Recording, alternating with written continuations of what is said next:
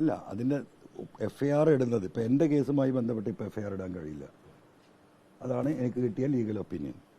പക്ഷേ ഇന്നലെ ആ പൊന്നാനിയിൽ 3 പോലീസ് ഓഫീസറുമായി ബന്ധപ്പെട്ട് പരാതി FIR ഇട്ടൊന്ന് ഇട്ടിട്ടില്ല. എനിക്കറിയില്ല, ഞാൻ എന്താ വെച്ചാൽ ഈ 9-10 മണിക്കൂർ നാടുമായിട്ട് ബന്ധമില്ലല്ലോ. അപ്പോൾ അത് തെറ്റായ നടപടിയാണ് പോലീസിൻ്റെ. ഞാൻ രാവിലെ പറഞ്ഞതുപോലെ ഇപ്പം അല്ല, ഒരു മിനിറ്റ്, മരമുറിക്ക് നമുക്ക് വരാം.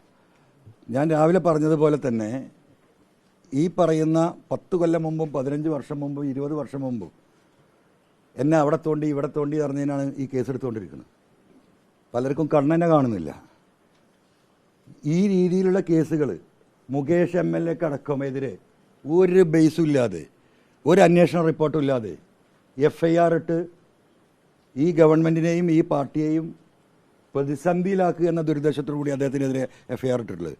ആ FIR ഇടാമെങ്കിൽ എന്തുകൊണ്ടാണ് ഈ പൊന്നാനിയിൽ ഈ പറയുന്ന പാർട്ടി നേതാക്കളുടെയും പൊതുപ്രവർത്തകരുടെയും വനിതാ പൊതുപ്രവർത്തകരുടെയും സാന്നിധ്യത്തിൽ ഒരു പെണ്ണ് ഒളിച്ചിരുന്നിട്ട് ഒരു ടെലിവിഷൻ ചാനലുകാർ ഒരു റിപ്പോർട്ട് എടുത്തിട്ട് എന്താ പറയുക, ബ്രേക്കിങ്ങിനത് വലുതാക്കാനുമാണ് അത് ചെയ്യുന്നെങ്കിൽ നമുക്ക് മനസ്സിലാക്കാം. അത് ഒന്ന് അന്വേഷിച്ചിട്ട് മതിയെന്ന്. ഇതല്ലല്ലോ. ഒരു പൊതുസമൂഹത്തിനെ സാക്ഷി നിർത്തിയിട്ടാണ് ഒരു സ്ത്രീ പറയുന്നത്. ഞാൻ അവിടെ പോയി എന്ന് ഞാൻ പറയുന്നു. നമുക്ക് ഒളിച്ചു വെക്കാനില്ല. അപ്പോൾ അങ്ങനെയുള്ള ഒരു ഘട്ടത്തിൽ പോലും എന്താ ഒരു FIR ഇട്ടാൽ, FIR ഇട്ടിട്ടല്ലേ അന്വേഷിക്കേണ്ടത്? ആ അന്വേഷണത്തിൽ ഈ സ്ത്രീ പറയുന്നത് തെറ്റാണെങ്കിൽ ആ FIR ക്ലോസ് ചെയ്യാനും റഫർ ചെയ്യാനും ഈ കള്ള സ്റ്റേറ്റ്മെൻറ്റ് കൊടുത്ത സ്ത്രീക്കെതിരെ നടപടിയെടുക്കാനും CRPC-യിലും IPC-യിലും ഒക്കെ പ്രൊവിഷൻ ഉണ്ട്. ആ പ്രൊവിഷൻ എടുത്ത് കേസെടുത്താൽ പോരെ? എന്താ പോലീസ് മുങ്ങിക്കളിക്കുന്നത്? അവിടെയാണ് ഇതിൻ്റെ വിഷയം. അതാണ് ഈ പോലീസ്. അത് തന്നെയാണ് ഞാൻ ആവർത്തിച്ച് പറയുന്നതും. നമുക്ക് നോക്കാം FIR ഇടുമോ ഇല്ലേ എന്നുള്ളത്.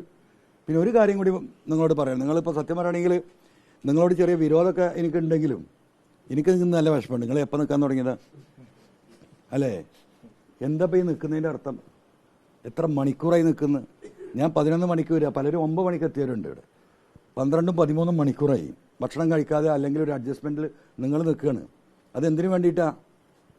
ഈ പൊതുസമൂഹത്തിൻ്റെ ഇത്തരം സംഗതികൾ പുറത്തു വരണമെന്നില്ല. ഞെട്ടിപ്പിക്കുന്ന കാര്യങ്ങളാണ് ഇനി വരാനുള്ളത്. ഈ പറയുന്ന ഈ ക്രിമിനൽ സംഘം ഒരുപാട് സ്ത്രീകളെ പല രീതിയിൽ ഉപയോഗിച്ചിട്ടുണ്ട്.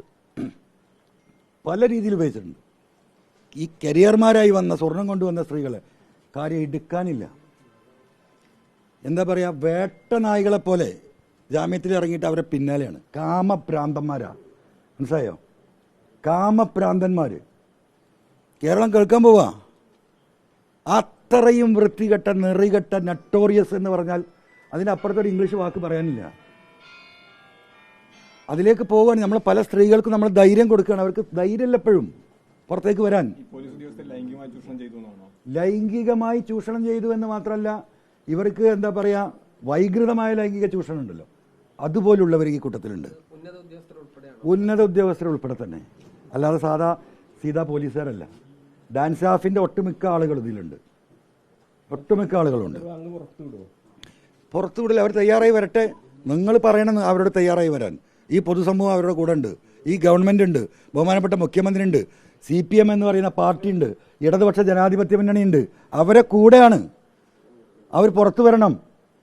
ഈ സ്വർണം മുഴുവൻ കട്ടെടുത്ത് കൊണ്ടുപോയി മൂലക്കലാക്കി ചവിട്ടി ഇടിച്ച് നിരപ്പാക്കിയിട്ട് സൈസാക്കി വിട്ട പല ചെറുപ്പക്കാരുണ്ട് ഇവിടെ.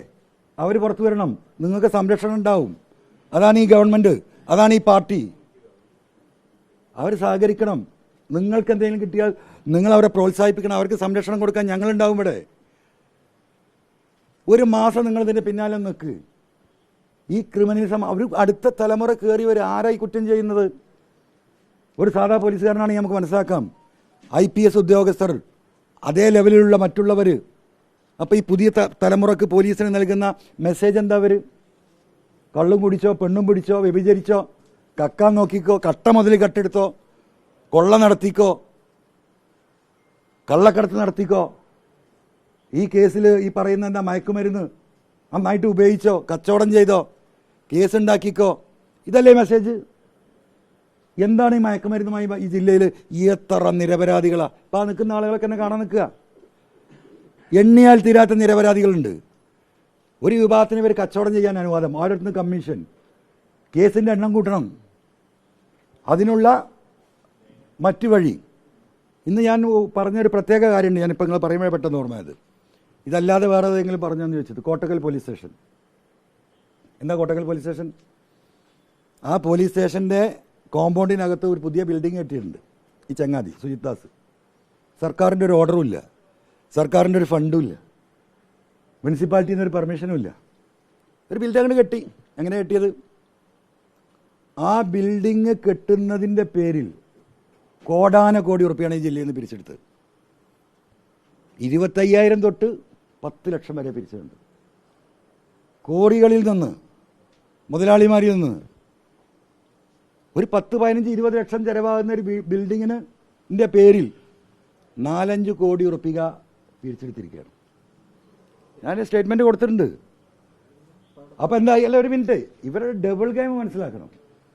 അപ്പോൾ എന്തായി? ഗവൺമെൻറ്റിന് മുമ്പിലും പൊതുസമൂഹത്തിന് മുമ്പിലും എന്തോ ഒരു നല്ല SP ട്ടോ, 5 പൈസ മുടക്കില്ലാതെ പോലീസുകാരുടെ കംഫർട്ടിന് വേണ്ടിയിട്ട് അദ്ദേഹം മെനക്കെട്ടുണ്ടാക്കിയ ബിൽഡിംഗ് അല്ലേ. അപ്പം അത് മുഴുവൻ ഉണ്ടാക്കുകയും ആ ഒരു ഭാഗത്ത് നടക്കുകയും മറുഭാഗത്ത് എന്താണ് പണം പിരിച്ചെടുക്കുക.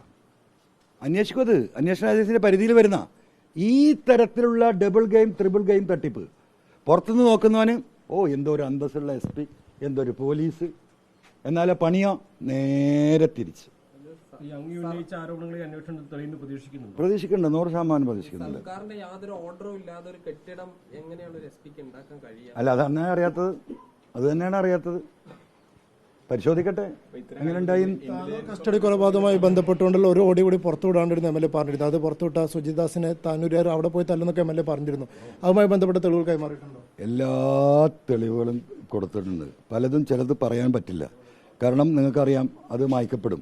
ഇപ്പം ഈ മരമുറി തന്നെ നിങ്ങൾക്കറിയാലോ, ഒന്നനങ്ങിയപ്പോഴേക്ക് ആ സ്ത്രീയുടെ അടുത്തെത്തിയത് നിങ്ങൾ തന്നെ കണ്ടല്ലോ, അനുമതൊക്കെ പോയില്ലേ. അപ്പം അവിടെയൊക്കെ ഇവരെത്തുന്നുണ്ട്, അതിന് ആളുകളുണ്ട്. പോലീസ് മാത്രമല്ല, പോലീസിലൊരു വിഭാഗം മാത്രമല്ല, ഒരു വലിയ എന്താ പറയുക കച്ചവട ഗ്രൂപ്പ്, ഒരു ഗുണ്ടാ സംഘം സ്നേഹത്തോടെയും ഭീഷണിയോട് കൂടിയിട്ട് ഓടി നടക്കുകയാണ്. അതും ഇവിടെ നടക്കുക വലിയൊരു ഗുണ്ടാ സംഘത്തിന്. ഇന്നലെ എൻ്റെ അടുത്ത് വന്ന ഒരു സ്ത്രീ, പരാതിയുമായി ബന്ധപ്പെട്ട ഒരു ഹണി ട്രാപ്പിൽ ഇവർ കുടുക്കി മൂലക്കലാക്കിയൊരു സ്ത്രീയാണ്. നാളെ അവർ പുറത്തു വരും. ആ സ്ത്രീ പല രീതിയിലും അവർ ഉപദ്രവിച്ചിട്ടുണ്ട്. അപ്പോൾ അവർ പരാതി കൊടുത്തപ്പം ആ നാട്ടിലെ ചില ആളുകൾ അവരെ സഹായിക്കുന്നുണ്ട്. അവരെ കൊല്ലാൻ ഭീഷണിപ്പെടുത്താൻ വരുന്നത് പോലീസിൻ്റെ ഗുണ്ടാ സംഘം, പോലീസുകാരല്ല, പോലീസ് വിടുന്ന ഗുണ്ട. മനസ്സിലായോ? അതാ മുമ്പ് പറഞ്ഞ ദാവൂദ് ഇബ്രാഹിം. ഇപ്പം നിങ്ങൾക്ക് മനസ്സിലായോ? എനിക്കൊരു 60-70% ബോധ്യപ്പെട്ടപ്പോഴാണ് ഇത് ദാവൂദ് ഇബ്രാഹിമിൻ്റെ അതേ ലൈനിലാണ് പോകുന്നതെന്ന് മനസ്സിലായത്. അത് തെളിയിക്കപ്പെടും. അപ്പോൾ നിങ്ങൾ സഹായിക്കുക.